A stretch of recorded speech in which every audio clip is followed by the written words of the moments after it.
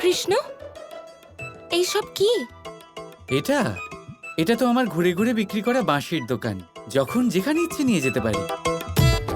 আরে তুমিই তো বলেছিলে বাঁশির দোকান দাও, বাঁশি বানিয়ে তবেই এখানে ফিরবে। তাই করেছি। বলো তোমার কোন বাঁশিটা চাই?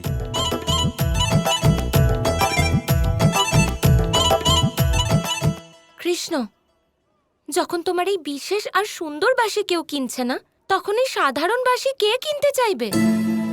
কোনো বাঁশি কৃষ্ণের বাঁশির থেকে বড় আর বিশেষ হতে পারে নাকি? বড় বাঁশি নয়, বড় প্রেম হয় রাধা। যে কোনো বাঁশিতে ভালোবেসে ফুঁ দিলে সেই বাঁশি কৃষ্ণের বাঁশি হয়ে যায়। না না, আমি মানি না। এই বাঁশির থেকে বড় বাঁশি কারোর হতেই পারে না। আচ্ছা তাই নাকি? তাহলে ধরো বাজি।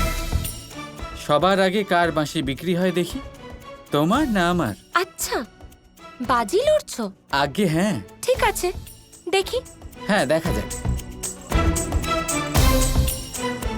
শুনুন শুনুন শুনুন, এই দেখুন, এই হচ্ছে সেই বিশেষ বাঁশি যার সুরে কৃষ্ণ সমস্ত বৃন্দাবনার বর্ষণাকে মোহিত করে, সুন্দর আর মধুর করে তোলে।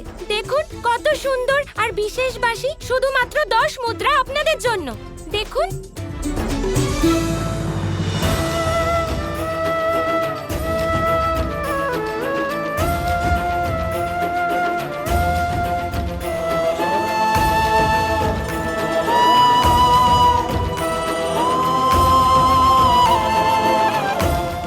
এমনভাবে মিষ্টি করে বাঁশি বাজালে কেউ বাঁশি কিনবে নাকি?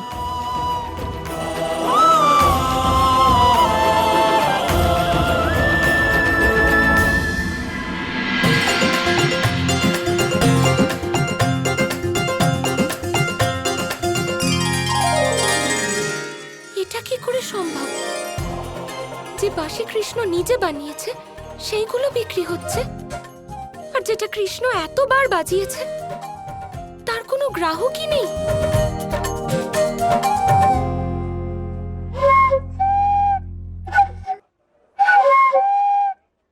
এভাবে কি করে বাজবে কাকা? প্রেম কোথায়? দেখুন, প্রেম থেকে সঙ্গীতের আবির্ভাব। সবাই দেখুন।